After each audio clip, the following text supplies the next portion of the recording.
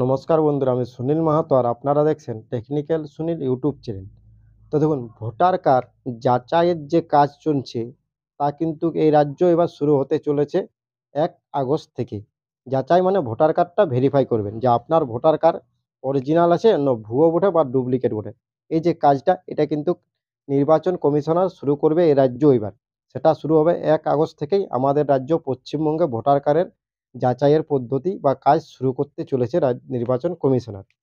তো এই যে যাচাই কাজটা এটা কিভাবে করা হবে, আপনাকে কি ডকুমেন্টস দেখাতে হবে তবে আপনার ভোটার কার্ডটা কিন্তু বৈধ বলে গণ্য হবে। নাহলে কিন্তু আপনি যদি ওই ডকুমেন্টসগুলো না দেখাতে পারেন তাহলে আপনার ভোটার কার্ডটা বাতিলও হতে পারে। তবে কাদের ভোটার কার্ড যাচাই করা হবে এবং কাদের ভোটার কার্ডগুলো যাচাই করার কোনো প্রয়োজন হবে না, এই সমস্ত কিছু আপডেট আজকের ভিডিওতে আমি আপনাদেরকে দিব। তবে তার আগে ছোট্ট একটা রিকোয়েস্ট, যদি ভিডিও ভালো লাগে তো ভিডিওটাকে অবশ্যই একটা লাইক করে দিবেন। চ্যানেলে প্রথম যদি থাকেন তাহলে সাবস্ক্রাইব করবেন। এই ধরনের ছোট্ট আপডেট পাওয়ার জন্য বেল আইকন ক্লিক করে রাখবেন। তো প্রথমে আমরা দেখে নেব, আনন্দবাজার পত্রিকায় ভোটার কার্ডের সম্বন্ধে একটা কিন্তু প্রতিবেদন প্রকাশ হয়েছে। তো সেই প্রতিবেদনে নির্বাচন কমিশনার কি বলেছে সমস্ত কিছু আপডেট আগে আপনাদেরকে আমি পড়ে শোনাচ্ছি, হেডলাইনটা মেন বিষয়গুলো। তো দেখুন, কিছুদিন আগেই আনন্দবাজার পত্রিকায় এই প্রতিবেদনটা কিন্তু প্রকাশিত হয়েছিল। আমি পুরো প্রতিবেদনটা আপনাদেরকে পড়ে শোনাবো না, আমি শুধু মেন বিষয়গুলো আপনাকে এখান থেকে তুলে ধরছি। তো দেখুন, প্রথমে দেওয়া আছে হেডলাইনে, ভোটার তালিকা নিয়ে আগস্টেই দেশ জুড়ে সমীক্ষা শুরু করতে চান কমিশন, তবে নির্ভর করেছে সুপ্রিম কোর্টের মামলার উপর।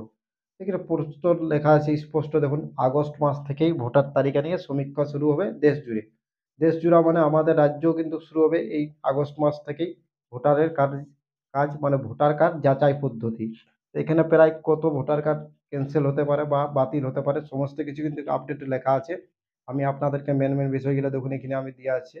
আগামী মাস থেকেই এই প্রক্রিয়া শুরু করে দিতে উদ্যোগী হয়েছে কমিশন, এবং হেডলাইনের নিচে আপনার লেখা আছে। তো একটা আমি মেন বিষয়গুলো কিন্তু কি আপনাদের কাছে তুলে ধরবো, কারণ পুরো প্রতিবেদনটা তুলে ধরলে অনেকটা সময় নষ্ট হবে। তো দেখুন, এখানে দেওয়া আছে কি ডকুমেন্টস আপনাকে প্রথম দিতে হবে। তো দেখুন, নথি হিসাবে দেখাতে হবে নিজের বা বাবা মায়ের জন্মের প্রমাণপত্র। আধার বা রেশন কার্ডের মতো নথি এক্ষেত্রে বিবেচিত হবে না। মানে আধার কার্ড বা রেশন কার্ড আপনার নথি হিসাবে দেখানো যাবে না। এটা কিন্তু কমিশনার নিজে বলেছে, পরে এই মামলাটা চেঞ্জ হয়েছে, সেটা আমি আপনাদেরকে সুপ্রিম কোর্টের যে রায় সেটা আমি আপনাদেরকে পরে শোনাচ্ছি ভিডিও শেষে, যে কোন ডকুমেন্টসগুলো আপনাদের দিতেই হবে। তো দেখুন, এখানে পুরো দেওয়া আছে। দেখুন, অভিযোগের ফলে 3 কোটি মানুষের ভোটাধিকার হারাতে পারে। মানে প্রায় 3 কোটি ভোটার কার্ড আছে যেগুলো মানে পুরা দেশে ক্যান্সেল হতে পারে। 3 কোটির পর ভোটার কার্ড কিন্তু ক্যান্সেল হতে পারে বা বাতিল হতে পারে, এখানে কিন্তু স্পষ্টভাবে লেখা আছে। তো আপনাদেরকে প্রমাণপত্র দিতে হবে, যদি আপনারা প্রমাণপত্র দিতে না পারেন তাহলে কিন্তু আপনার ভোটার কার্ডটা বাতিল করে দিতে পারে। তো এখানে দেওয়া আছে নির্বাচন কমিশনের বক্তব্য, 2003-এর ভোটার অধিকার যাদের নাম ছিল তাদের এই সমস্যা নেই। মানে 2003 পর্যন্ত যাদের ভোটার অধিকারের নাম আছে ভোটার লিস্টে তাদের কোনো অসুবিধা নেই, যারা নাম তুলেছেন। কিন্তু 2003-এর পর 4-5 একে যাদের নাম তোলা হয়েছে তাদের কিন্তু এই প্রমাণপত্র বা তাদের কার্ডগুলো যাচাই করা হবে। তো এখানে দেখুন দেওয়া আছে মোট 11টি ডকুমেন্টস আপনাকে দেখাতে হবে। 11টি ডকুমেন্টসের মধ্যে যে কোনো একটা আপনি দেখাতে পারেন। তো এখানে দেওয়া আছে যে 1987 থেকে 2004-এর মধ্যে যাদের জন্ম তারিখ তাদেরকে কিন্তু শুধুমাত্র নিজেদের প্রমাণপত্র দিলেই হবে, বাবা মায়ের জন্মের প্রমাণপত্র না দিলেও চলবে। কিন্তু 2004-এর পর যাদের জন্ম হয়েছে তাদের নিজের এবং বাবা মার দুজনেরই জন্মের প্রমাণপত্র হিসাবে ডকুমেন্টস দেখাতে হবে। দেওয়ার পর দেখুন নিচে আমি আপনাদেরকে একটা বলছি। তো এখানে যে 11টি ডকুমেন্টসের কথা বলা হয়েছে তার মধ্যে যে কোনো একটা আপনাকে দেখালেই চলবে। তবে সেক্ষেত্রে কিন্তু আধার বা রেশন কার্ড এই দুটো কিন্তু ডকুমেন্টস এই 11টার মধ্যে কিন্তু নেই। তবে সুপ্রিম কোর্টের রায়ে চেঞ্জ হয়েছে ডকুমেন্টস, সেটা আমি আপনাদেরকে পরে জানাচ্ছি সুপ্রিম কোর্টে কি রায় দিয়েছে।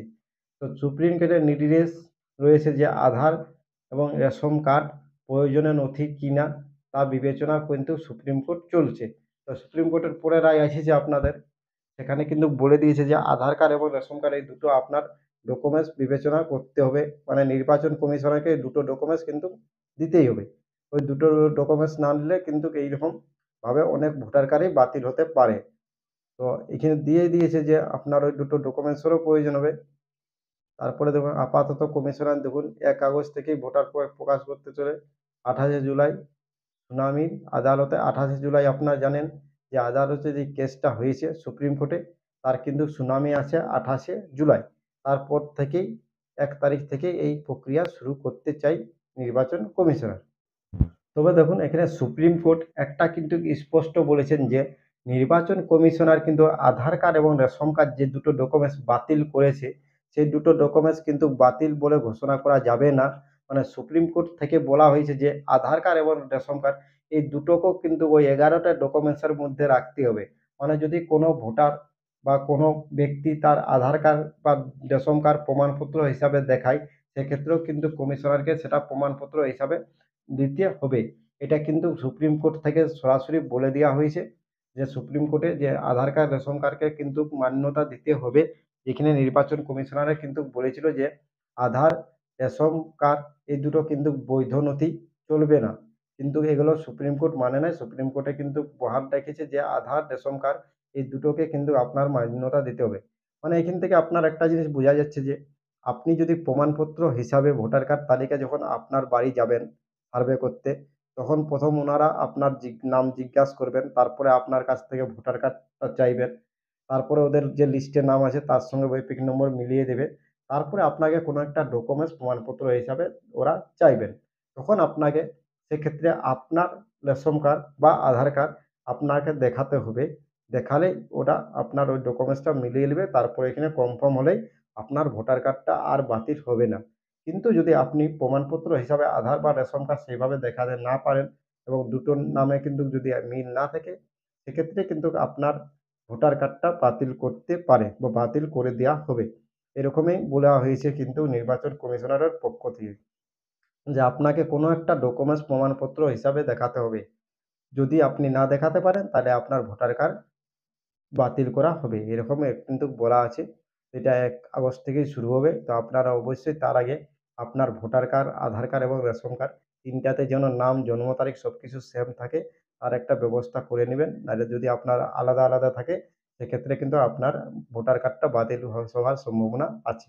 তো থ্যাংক ইউ বন্ধুরা, ধন্যবাদ। আজকের ভিডিও এতদূর পর্যন্ত ছিল। ভিডিও ভালো লাগলে অবশ্যই লাইক করবেন, চ্যানেলে ১ম থেকে সাবস্ক্রাইব করবেন।